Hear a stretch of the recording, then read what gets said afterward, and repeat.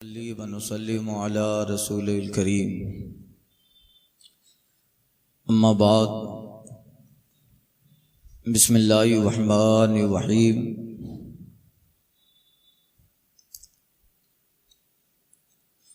अन मुहम्मद इब्न कअब अल क़रज़ी क़ाला हद्दसनी मन समिअ अली इब्न अबी तालिब क़ाला अना लजलूसुन मअ रसूलिल्लाहि सल्लल्लाहु अलैहि वसल्लम फ़िल मस्जिद फ़त्तलअ अलैना मुसअब इब्न उमैर मा अलैहि इल्ला बुर्दा मरक़ूअतुन बिफ़रौ फ़लम्मा रअहु रसूलुल्लाह सल्लल्लाहु अलैहि वसल्लम बका लिल्लज़ी काना फ़ीहि मिनन निअमा वल्लज़ी हुवा फ़ीहिल यौम।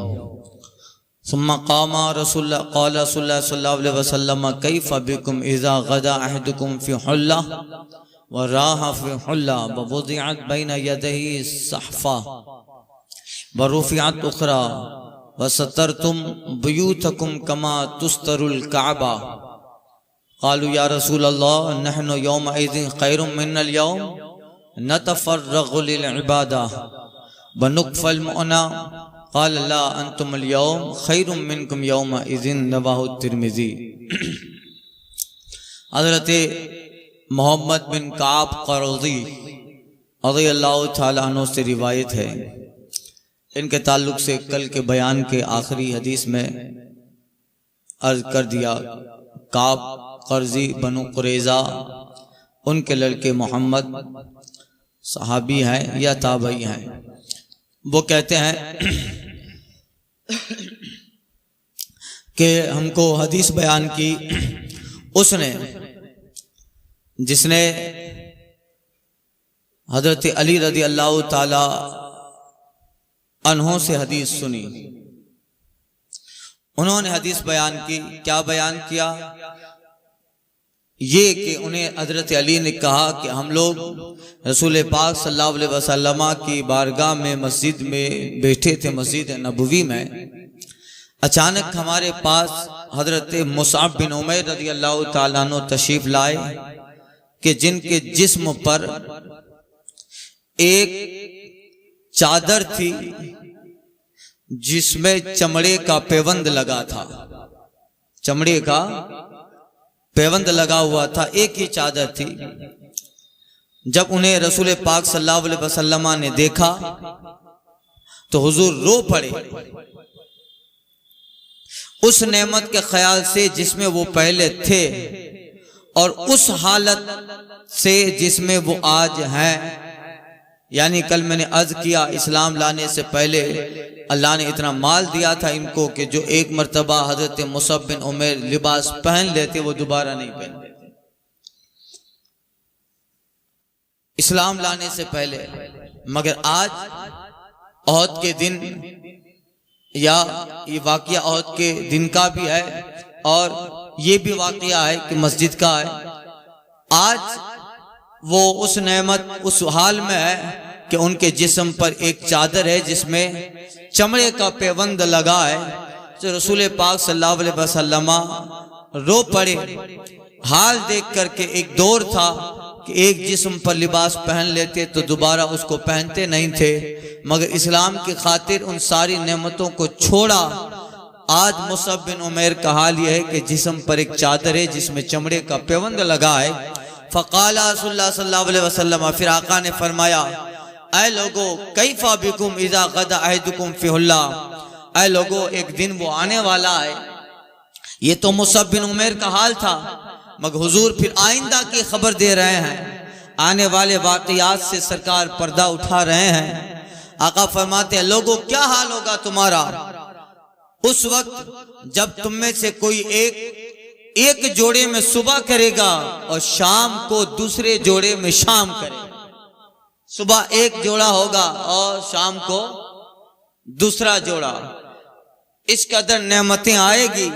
आदमी सुबह का लिबास अलग होगा, फिर दोपहर को घर पे आएगा, खाना बाना खाएगा, शाम को निकलेगा तो अलग जोड़ी तब्दील कर लेगा। हो रहा है, ऐसा हो रहा है। आज ये हाल है कि मुसअब बिन उमैर के जिस्म पर एक ही चादर है, और एक वो दौर आने वाला है कि इज़ा गदा अहदुकुम फी हुल्ला, तुम में से कोई आदमी सुबह एक जोड़े में होगा, व राहा फी हुल्ला, और शाम को अलग जोड़ा तब्दील कर लेगा। और नेमतें तो इस कदर होगी, वदियत बैना यदही सहफा व रुफियत उखरा, के उसके सामने एक प्याला रखा जाए और दूसरा उठाया जाए, यानी खाने के लिए बैठेगा तो एक किस्म का खाना नहीं होगा। एक नेमत जा रही है, बकरे का गोश्त चला गया तो अब मटन आया, मटन चला गया, अब जो है मछली आई, उसको उठाया तो अब सब्जी का कटोरा लाया गया और फल फ्रूट लाए गए। यानी नेमत पर इस कदर नेमतें दस्तरखान पर हैं कि एक नहीं कई अनेक नेमतें हैं, और सालन के कटोरों के कटोरे भरे हैं। ये अरब में उस जमाने में ये था। हजरत फारूक आजम का कौल भी इससे पहले पेश किया था मैंने कि दस्तरखान पे 2 सालन कभी जमा नहीं करते, 2 सालन कभी जमा नहीं करते।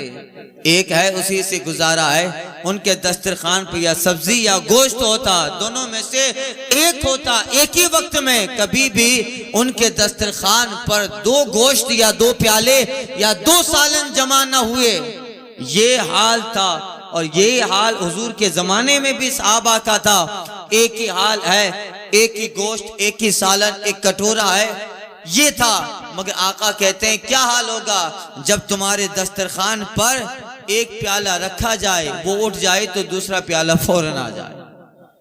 होता है, फ्रूट लाया गया, फ्रूट खा लिया, अब रोटी और सालन लाया गया, ये खा लिया गया, चावल लाया गया, ये खा लिया गया, फिर अगर दूसरा कोई मटन गोश्त में मछली लाई गई, ये खाया गया, फिर फ्रूट लाया गया।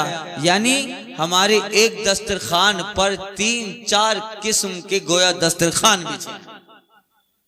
मीठा खाना है, फ्रूट खाना है, फिर सालन, चावल है, फिर बिरयानी, यानी ये सारी चीजें आप जानते हैं। आका फरमाते हैं ये हाल नेमतों का होगा।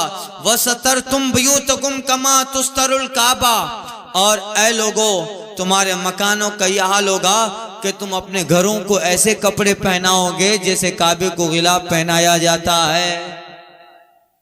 काबे को गिलाफ उसकी अजमत के लिए और उसकी खूबसूरती के लिए काबे को चादर पहनाई जाती है, गिलाफ पहनाया जाता है। तुम्हारे मकानों का हाल यह होगा कि काबा की तरह तुम्हारे मकान भी बारौनक होंगे। अब हमारे मकानों को गिलाफ नहीं पहनाया जाता। इसका मतलब यह है कि जिस तरह काबे को जीनत देने के लिए गिलाफ है, इस तरह तुम्हारे मकान को जीनत दी जाएगी। सिर्फ 4 दीवारी कायम न होगी, तुम्हारे मकानों को जीनत होगी। अंदर देखो तो तुम्हारे मकानों में plastic of the Paris POP लगी होगी, आला किस्म के मकानों में नक्शो निगार होंगे। बाहर से देखो तो फिर बाहर से तुम्हारे मकानों की छत पर तरह तरह के बॉर्डर बने हैं। बाहर से तुम्हारा मकान आलीशान गुंबद की तरह एक बहुत बड़े महल की तरह है, अंदर उसमें सारी आशाइश हैं। बाहर से उसमें इस कदर जीनत दी गई है कि ऐसा लगे कि काबे को जीनत दी गई है। उसी तरह तुम्हारे मकानों को रौनक को जीनत अता की जाए। पहले दौर में ऐसा नहीं था, मस्जिद नबी बहुत कच्ची थी। ये तो फिर उस्मान गनी के जमाने में सहाबाई किराम के मशवरे से मस्जिद नबी को आला बनाया गया, लोगों के मकान जब बारौनक होने लगे। अब ये होगा तब सहाबा ताज्जुब में पड़ गए, या रसूल अल्लाह, आज तो हमें पहनने के लिए एक ही जोड़ी है और खाने के लिए मुश्किल से एक वक्त का मिलता है। वो दौर भी आने वाला है, हमारे दस्तरखान पे इतने सारे खाने रहेंगे, हमारे मकानों पर जो है गिलाफे काबा की तरह डिजाइन और तरह तरह के। अब तो देखो मकान जो बनाते हैं, मकान हदीस पाक में आया है इंसान मेहनत से कमाता है और मिट्टी में गंवाता है। ये पहले गुज़िश्ता हदीस गुजर चुकी। मेहनत से कमाता है और मिट्टी में, बताइए आदमी के पास जब दौलत आ जाती है तो पहला काम क्या करता है? या तो जमीन खरीदता है या मकान बना, दोनों मिट्टी है। अभी क्या करेगा आदमी, पैसा आएगा तो भाई एक ही चीज है, आप सर्वे कर लीजिए। अभी अगर आदमी के पास दौलत आ रही है तो जमीन करेगा, लेगा या मकान बनाएगा। तो हुजूर कहते हैं मेहनत से जोड़ता है और मिट्टी में गंवा देता है, जहां से आया है वहीं जा रहा है।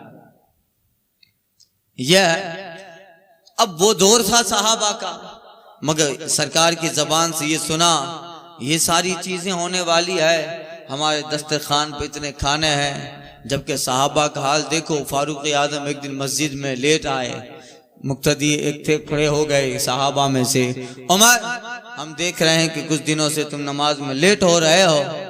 फारूक आजम अमीरुल मोमिनीन है, उमर बिन खत्ताब अमीरुल मुस्लिमीन है, आधी दुनिया के तकरीबन बादशाह हैं। मगर एक सहाबी खड़े होकर कहते, उमर मस्जिद में नमाज में इंतजार तुम्हारा करना पड़ता है, वजह क्या है देर आने की? फारूक आजम नमाज के बाद उसे जवाब देते हैं, साहब तुम्हारा सवाल करना सही है, मगर एक ही चादर है, इससे मेरी बीवी नमाज पढ़ती है, फिर उसको लेकर मैं औरता हूं और नमाज पढ़ने आता हूं। ये दौर गुजरा है, ये हाल गुजरा है। अब जब ये बातें साहबा सुन रहे हैं सरकार की जबान से, आज तो एक वक्त का खाना मुश्किल से है, मगर जब ये दौर होगा कई किस्म के सालन हैं, मकान इस कदर आलीशान है, तो सहाबा कहते हैं, देखिए उनका मिजाज कैसा था। कहते हैं या रसूल अल्लाह नहनो यौम आइदिन खैरुम मिन्नल यौम, क्या या रसूल अल्लाह हम उस दिन आज से बेहतर होंगे? नेमतें हैं इसलिए कि आज तो बहुत सारा वक्त हमारा कमाने में निकल जाता है और इबादत में भी वक्त लगता है, मगर उस वक्त जब इतनी सारी नेमतें हैं तो या रसूल अल्लाह नहनो यौम आइदिन खैरुम मिन्नल यौम, उस वक्त हम आज से बेहतर होंगे। नतफर्रगु लिल इबादा, कि या रसूल अल्लाह इबादत के लिए हम फारिग होंगे, और कहते हैं वनुकफल मुना, और काम काज से बचा लिए जाएंगे। यानी हमारा बहुत सारा काम कमाने में, इन सारी चीजों में वक्त निकल जाता है। जब इतनी सारी नेमतें हैं तो या रसूल अल्लाह इबादत का ज्यादा वक्त मिलेगा, इसलिए कि कमाने की फिक्र नहीं रहेगी। जब इतनी नेमतें हैं, मकान इतना अच्छा है, तो इबादत के लिए बहुत सारा वक्त मिलेगा। सोच देखिए साहबा की, सोच देखिए, फिक्र देखिए, तो इबादत का ज्यादा वक्त मिलेगा और उस वक्त तो हम बेहतर होंगे या रसूल अल्लाह आज से। आका फरमाते हैं ला नहीं नहीं, अंतुमुल यौमा खैरुम यौमा इदिन, तुम आज बेहतर हो उस दिन से जो वो आने वाला है। उस अमीरी से तुम्हारी आज की गरीबी बेहतर है, इसलिए कि उस वक्त जब नेमतें बढ़ती जाएंगी तो फिर तुम्हारा, आगे वाली हदीस आ रही है, तुम्हारा वक़ार लोगों के दिलों से खत्म हो जाएगा, तुम्हारे अंदर गफलतें तारी हो जाएगी। ला अंतुमुल यौमा मिनकुम खैरुम मिनकुम यौमा इदिन, आज तुम बेहतर हो उस दिन से जो आने वाला है, इसलिए कि उस वक्त फिर इन्हीं चीजों में लगना है। आज तुम्हें इबादत के लिए वक्त भी है, ये नेमतें जो कम है मगर शुक्र का जज्बा है, ज्यादा आएगी और शुक्र न रहेगा। आज कुछ नहीं है मगर शुक्र भी है और सब्र भी है। ये तो देख लीजिए, आज की तरह साहबा के पास नेमतें थी क्या? ये पंखा था, एसी का तस्वुर था।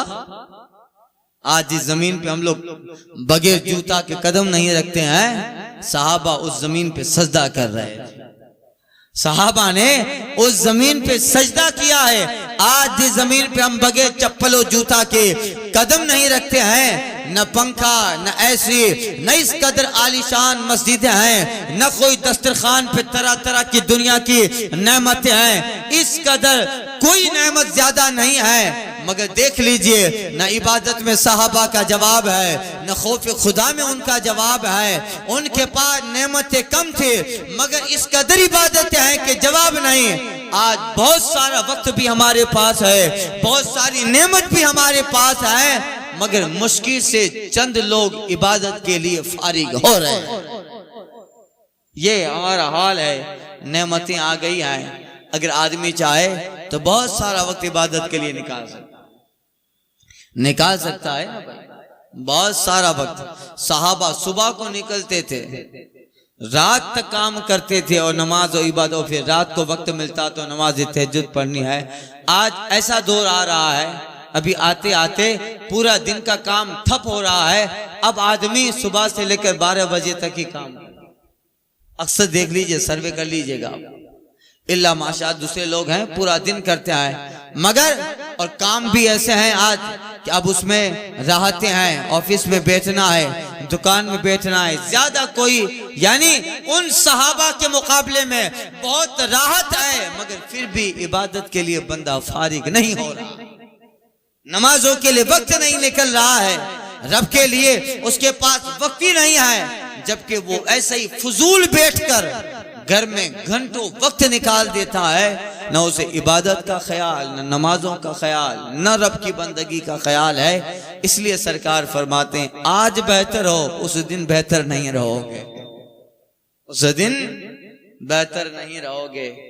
वो अंधेरे ही भले थे कि कदम राह पर थे, इकबाल कहते हैं वो अंधेरे ही भले थे कि कदम राह पर थे, रोशनी लाई है मंजिल से बहुत दूर हमें। ये हाल था, थे तो वो आबा ही तुम्हारे पर तुम क्या हो, थे तो वो आबा ही तुम्हारे पर तुम क्या हो, हाथों पे हाथ धरे मुंतजिर फरदा हो, अब तक कौमों को याद है हिकायत उनकी, सफ़े दहर पे नक्श है सदाकत उनकी। ये हाल था, अगर नेमतें आई तो फिर इबादत के लिए वक्त ही बंदा दे नहीं पा रहा, मुश्किल से जुमा भी पड़ता है तो जट आता है, फट पड़ता है, सट निकल जाता है। ये लोगों का हाल है, गफलत है। अरे ईद के दिन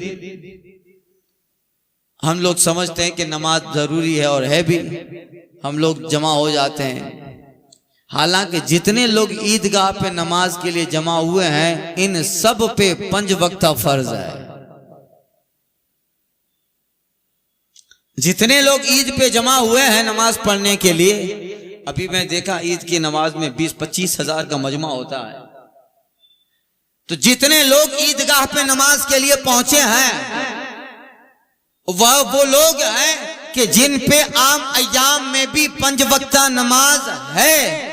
आप बताइए, जब ईदगाह पे लोग पहुंचते हैं साल में 1-2 मर्तबा, तो सारा पुलिस महकमा हिफाजत के लिए लग जाया करता है। आप अंदाजा लगाइए, अगर यही सारे लोग ईद की तरह इन 5 नमाजों को भी फर्ज तस्वुर कर ले, तो फिर ये सारे लोग हमारी ही ड्यूटी में लगे रहेंगे 5 वक्त, ये सारे लोग हमारी हिफाजत ही में लगे रहेंगे, हाल ये होगा। मगर ऐसा नहीं हो रहा, नेमतें आ रही है, इबादत के लिए बंदा फारिग होते हुए भी नहीं आ रहा है, और रब की इबादत और उसके कुर्ब से दूर हो रहा, इसलिए वहां वक्त नहीं था, मगर सहाबा इबादत के लिए वक्त निकालते थे। इसलिए हदीस पाक का मफहूम है, हालात अच्छे हों फिर भी तुम नमाज ना पढ़ो। सुनिए, नमाज पढ़ सकते हो फिर भी तुम नमाज नहीं पढ़ोगे, हालात इतने अच्छे हैं कि ज़कात निकाल सकते हो फिर भी तुम ज़कात ना निकालो, हालात अच्छे हैं कि रोजा रख सकते हो उसके बावजूद भी अब तुम रोजा न रखो, तो अल्लाह फरमाता है मैं ऐसा जमाना लाऊंगा, मैं ऐसा दौर लाऊंगा कि लोग तुम पर इस कदर मुसल्लत हो जाएंगे कि फिर तुम चाहते हुए भी नमाज ना पढ़ पाओ, चाहते हुए भी रोजा न रख पाओगे, चाहते हुए भी तुम्हें मजहबी आजादी न मिलेगी। इसलिए कि जब हालात अच्छे थे तब तुमने अल्लाह की इबादत और फराइज और वाजिबात की कदर जानी ही नहीं, अब अल्लाह ऐसे हालात बनाएगा कि तुम चाहते हुए भी मस्जिद में नहीं जा पाओगे। बर्मा का हाल देख लो, फिलिस्तीन का हाल देख लो कि अल्लाह ने आजादियां दी थी मगर नहीं आ रहे थे मस्जिद की तरफ, अब अल्लाह ने काफिरों को ऐसा मुसल्लत कर दिया, अब चाहते हुए भी कुरान नहीं पढ़ रहे हैं, चाहते हुए भी इबादत नहीं कर पा रहे। हालात अच्छे थे, तुम रब की तरफ नहीं आए, फिर अल्लाह ऐसे हालात लाएगा कि भी चाहते हुए भी तुम मस्जिद में नहीं आओगे, चाहते हुए भी तुम टोपी नहीं पहन पाओगे, चाहते हुए भी तुम दाढ़ी नहीं रख पाओगे। चाइना के बाज इलाकों का हाल ही हो गया। तो ये सारी चीजें गैरों का कसूर नहीं है। वमा असाबकुम मिन मुसीबतिन फबिमा कसबत ऐदीकुम, जो पहुंचा है तुम्हारे हाथों का करतूत है। जब हालात अच्छे हैं तो हम लोग अल्लाह के लिए नहीं आ रहे हैं, तो जाहिर बात है जब बेहतर हालात में तुम मस्जिद में नहीं आ रहे हो, अल्लाह ऐसी सिचुएशन ले आएगा कि भी चाहते हुए भी नहीं आ पाओ, फिर रोगे, गिड़गिड़ाओगे, नमाज पढ़ें, अल्लाह की इबादत कर ले, नहीं आ पाओगे। अल्लाह ऐसे जालिमों को मुसल्लत कर देगा, तुम्हारे लिए दाढ़ी रखना मुश्किल होगा, टोपी पहनना मुश्किल होगा, मस्जिदें बनाना मुश्किल होगा, नमाजें पढ़ना, रोजा और हिजाब में रहना मुश्किल हो जाएगा खवातीन के लिए। यानी अल्लाह ऐसे जालिमों को मुसल्लत कर देगा, मजहबी आजादियां छीन जाएगी और बंदा नमाज के लिए तरस जाएगा। करतूत हमारे हैं, बेहतर हालात में हमने मस्जिद को आबाद न किया, अल्लाह ऐसा हाल ले आया है अब चाहते हुए भी मस्जिद नहीं आ रहा, हो रहा है। ऐसा न समझे कि हमारे यहां नहीं होने वाला है, वो वक्त आने वाला है, वो वक्त आने वाला है। महसूस ये हो रहा है ये दौर तबाही है, शीशे की अदालत है, पत्थर की गवाही। महसूस ये हो रहा है ये दौर तबाही है, शीशे की अदालत है, पत्थर की गवाही है। हालात यहां भी ऐसे आने वाले, ऐसा न समझें कि सिर्फ बर्मा में हो रहा है, फिलिस्तीन में हो रहा है और चाइना में हो रहा है। नहीं नहीं, हम लोग अगर हाल यही रहा हमारा तो हमारे साथ भी ऐसा होने वाला है। इसलिए कि हमने मजहबी आजादियां हैं तो मजहब को समझ न पाए। अभी तो दीन की आजादी है ना, हमारे यहाँ गुजरात में तो अल्हम्दुलिल्लाह है दीन की आजादी। आप दाढ़ी रखो, टोपी पहनो, मस्जिद बनाओ, मस्जिद में जाओ, मदरसा बनाओ, सारी चीजें हैं, मगर फिर भी नहीं आ रहा। फिर अल्लाह हालात ऐसे बनाएगा, रोएगा, गिड़गिड़ाएगा, मगर जैसे ही मस्जिद के लिए निकलेगा उड़ा दिया जाएगा। जैसे ही दाढ़ी वाला और टोपी वाला निकलेगा फौरन मजाक के तौर पर सताया जाएगा, उड़ा दिया जाएगा। ये अल्लाह ऐसा दौर लाने वाला है, जो मजहब को नहीं समझेगा अल्लाह ताला उसकी मजहबी आजादियां छीन लेगा। लोग ऐसे मुसल्लत आएंगे कि फिर मजहबी आजादियां नहीं रहेंगी। इसलिए जरूरी है कि जब हालात बेहतर हैं तो हालात को समझा जाए, हालात के तकाजों को समझा जाए और कौम और मजहब, दीन, दीनदारी, इन सारी चीजों पर लोगों को एक तो ख्याल होता है कि चलो कौम है तो आगे बढ़ाए। वो ये नहीं समझते हैं कि मजहब है तो कौम है, मजहब नहीं तो कौम कुछ नहीं, कुछ नहीं है। वतन हो, कौम हो, कम्युनिटी, इस सब का इत्तिहाद मजहब से। हुसैन अहमद देवबंदी ने एक पॉलिटिकल सभा में दिल्ली में कहा था, राजकीय सभा में, कि वतन है तो मिल्लत है, वतन नहीं। अब कैसे कैसे भाषण देते हैं लोग, मालूम है पॉलिटिक, ये इलेक्शन का जमाना आता है तो ऐसे भारत भक्त होते हैं कि कुफरी जुमले तक बोल देते हैं। और इसीलिए कुछ जगह का ऐसा कड़वा अनुभव हो गया तो अब हम लोगों ने इस चीज सभाओं में जाना ही छोड़ दिया।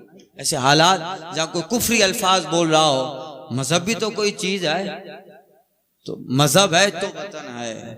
तो हुसैन अहमद देवबंदी ने कहा था कि वतन है तो मजहब है, वतन की फिक्र करो।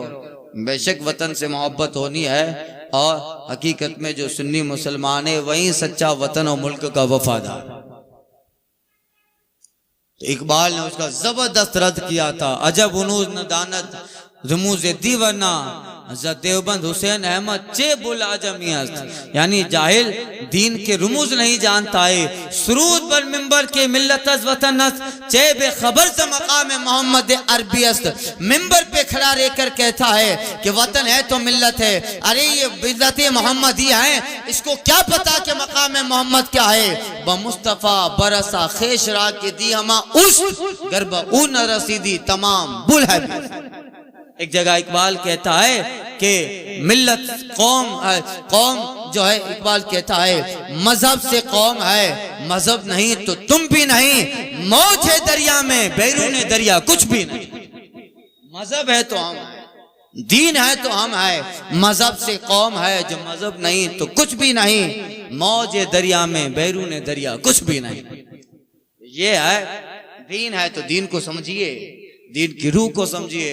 मैं अक्सर तकरीरों में भी ये कहता हूँ, दुनिया की तालीम बहुत जरूरी है। दुनिया की तालीम बहुत जरूरी है। हमारा बेटा ग्रेजुएट बने, साइंस पढ़े, इंजीनियर बने, डिप्लोमा करे, डेवलप करे और प्रोग्रेस करे, वकील बने, डॉक्टर बने और सारी दुनियावी तालीम हासिल करे हमारा बेटा। मगर याद रखियो, जिस दुनिया की तालीम में दीन की तालीम नहीं है वो गुमराही की तरफ ले जाएगी। दुनियावी तालीम को दीन की तालीम से जोड़ना चाहिए, वरना ईसाइयों की स्कूल में पढ़ते पढ़ते आखिर में वो भी कहता है कि ईसा खुदा का बेटा है माज़। और ऐसा वाकया मेरे साथ हो गया है। मुसलमान का बच्चा कह रहा था, Jesus was son of God, हजरत ईसा खुदा के बेटे माज़ल्लाह। मैं बोला तुझे किसी ने समझाया ही नहीं कि ऐसा ही पढ़ा है, और जहां पढ़ा है वहां ऐसा ही समझाया गया, अस्तगफिरुल्लाह रब्बी मिन कुल्ली ज़ंबी। क्या यानी सिर्फ दुनिया हासिल किया, मगर उसकी दुनिया की तालीम में कभी भी दीन को सपोर्ट ना बनाया तो वही तालीम गुमराही की तरफ ले गई। इसलिए दुनिया की तालीम बहुत जरूरी है, मगर उसके साथ दीन की लगाम होनी चाहिए ताकि गुमराही से बचा रहे। वरना तो वो सब पढ़ाने वाले भी सब कोई मुत्तकी परहेजगार तो है नहीं, है कि पढ़ाने वाला बायजीद बुस्तामी है या जुनैद बगदादी है कि पढ़ भी रहेंगे वो विलायत भी मिल जाएगी। ऐसा तो दुनिया की तालीम अक्सर कहता हूँ बच्चे अच्छी स्कूलों में पढ़े, आज जरूरी है हमारा बच्चा और जो है बहुत आगे प्रोग्रेस करे। आपके लड़के पढ़ते हैं, मेरा लड़का पढ़ता है, बहुत अच्छे मार्क्स से पास होते हैं, आपके बच्चे अच्छे मार्क्स से पास, पढ़ना चाहिए।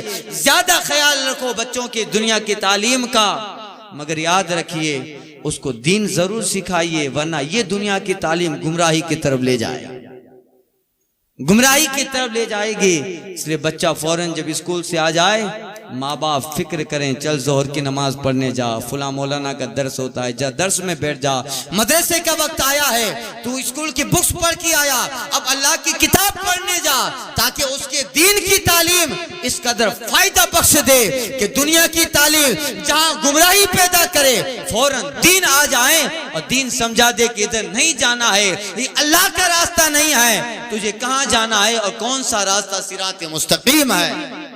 इसलिए बहुत जरूरी है इन सारी चीजों का ख्याल रखा जाए। तो खैर मैं अर्ज कर रहा था, सहाबा ये देख कर कहते हैं या रसूल अल्लाह, तो वो वक्त कैसा होगा जब ऐसा होगा, हालात ऐसे होंगे, अच्छा जमाना होगा।